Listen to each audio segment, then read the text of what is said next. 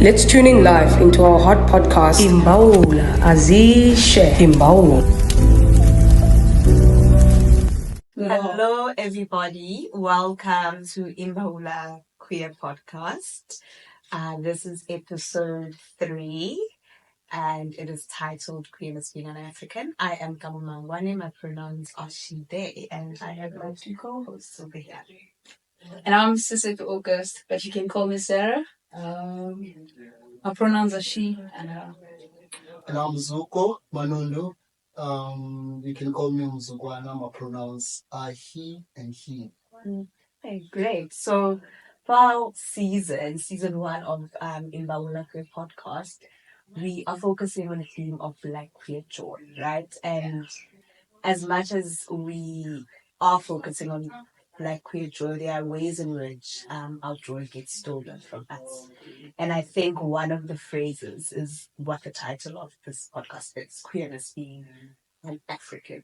So I think my question is, what do you think what place do you think queerness has in our African culture or in our identity? And how do you guys feel about the statement that we are an African? Sarah?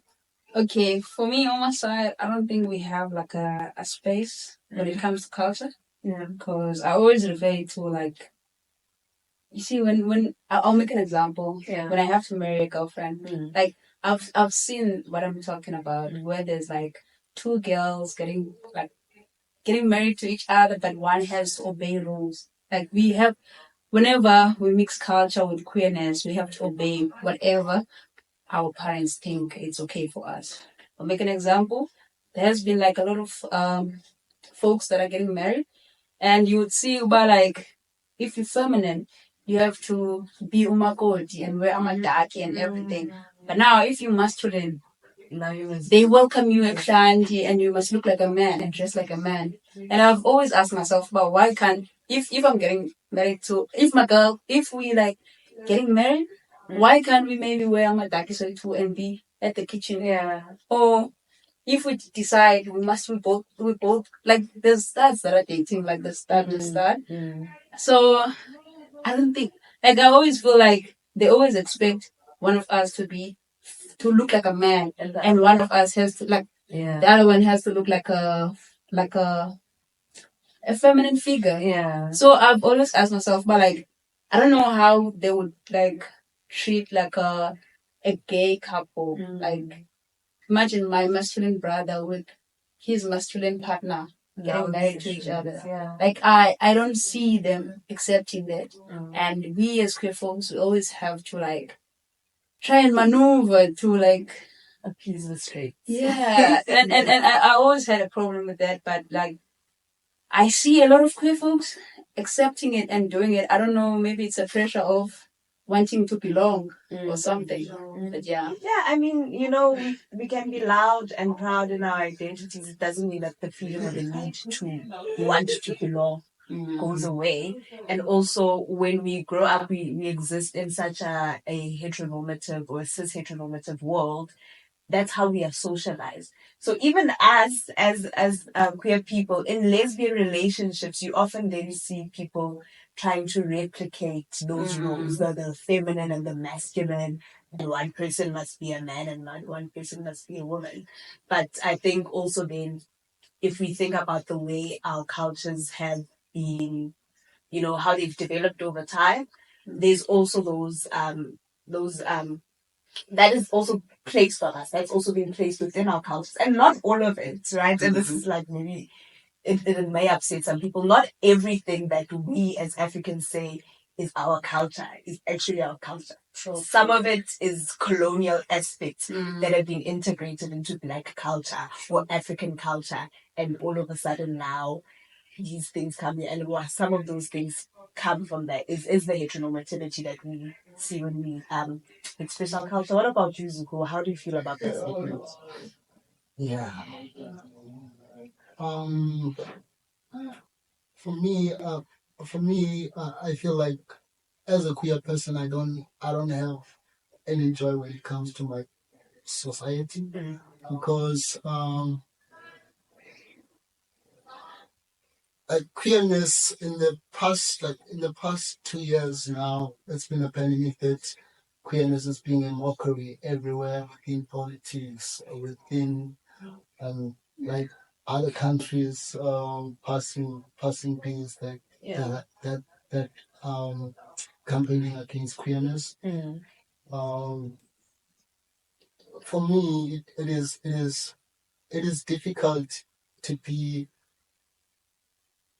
to claim any kind of joy when it comes to where I am from right now. Yeah. Because I think it's only a dream come true. I can only say that because everybody wants to belong. Everybody wants to feel at home when they are home. So, and also, even if we might say that our parents accept us, but there is that theory that lives within you that my mom is still my parent is still having some concerns about about the do's and the don'ts that maybe I have. Yeah, also, yeah, Yeah. And I think I definitely get that. I like to how you were saying that it feels like it's a dream that you would want to come true. And you know, you said Uguti, you feel that you can't experience joy in your Africanness in the current landscape. And I think, we've started this podcast in Maula, and the reason we decided to have season 1 being about Black queer joy is because of exactly what you say. In the spaces that should be closest to home, that we should be existing with comfort, we don't feel like we belong. You can't be, we don't feel joyous. For example, your wedding day needs to be like your most favorite day. Yeah. And then all of a sudden now you've got people imposing, you must go play this particular role, you must go play that particular role. Yeah, like it's unfair. Like there's a lot that's unfair for queer people. And I think that's why we started this podcast. It is as African as we are. And it is a space where we are working on creating joy and having Black people, African people being in this space and thriving. So Yeah, true. Yes.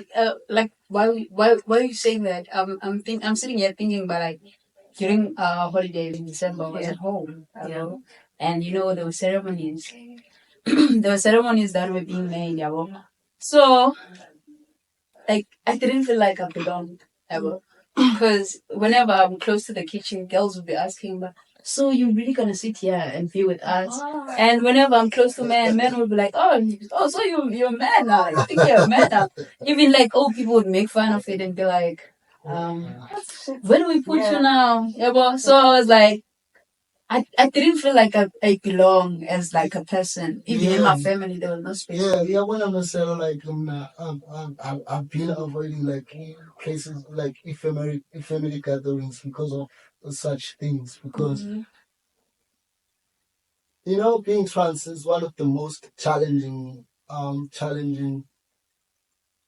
identities right now, because most of our people do not are not exposed to the whole whole umbrella of the queer community.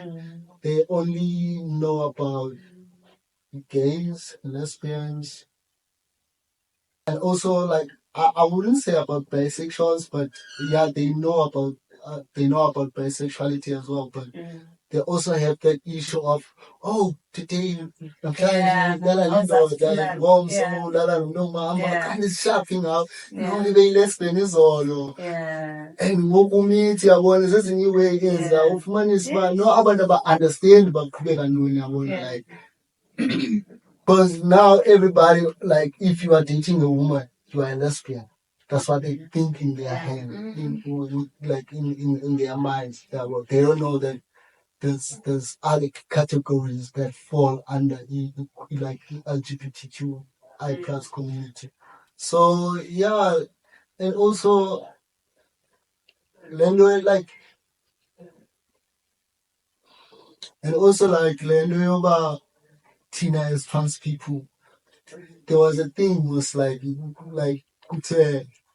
hayi lo uzenza indoda manyani lo abanye bangcono nabanye uyabo like bani please lo uyazazi uba intombazana yabona statements ezikanje kanti like like bayazi uba ngaba they are different, like we are different. There's a difference between trans people, like trans folks and gay people, so those are other difficulties that we are facing in our societies. No, I definitely agree with what you're saying, Zuko. And now, as you're saying that, like, what I keep thinking is, okay, so we are trying to create Black queer joy.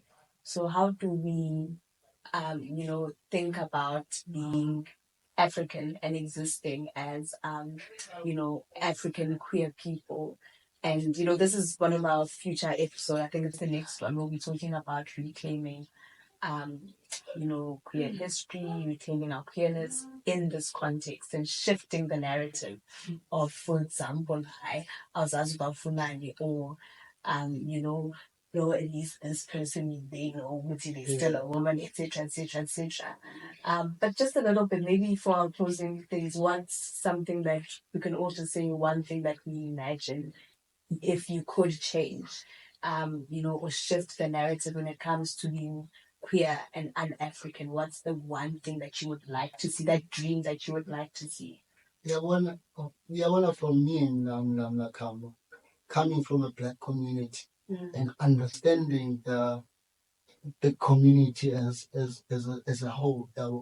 As a Black child, I can now I am. So I've witnessed a lot of difficulties as now, as like in general as Black people, especially when it comes to spirituality and etc. So I mean, imagine being a Black child and not and having not to belong somewhere, and also about like abantu abamnyama like banezinto ezi-spiritual abajongene nazo funeke bezilungisile yabo, so that impacts a lot into a human being, because like as a Black person, like as a person, you are a spiritual being first before ube yile nyama uyiyo yabo. There is into ephilayo apha kuwe ngaphakathi engumoya ekuguidayo kuyo yonke into yabo. So imagine not belonging somewhere and not knowing where you're coming from. So you don't know where to start, like, so essential. If our society could acknowledge, we are living as different people, like, but accept the diversity of Abani within our community.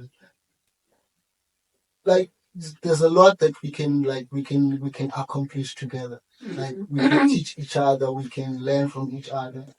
Yeah, well. I love that. Sarah. Then on my side, my dream is to see people treating each other equally. You don't see Sarah as a lesbian. You don't see Zuko as a lesbian. You don't see a straight woman as a straight woman. If I'm a woman, I'm just a woman. And whatever that I'm doing, it must not count as I don't know.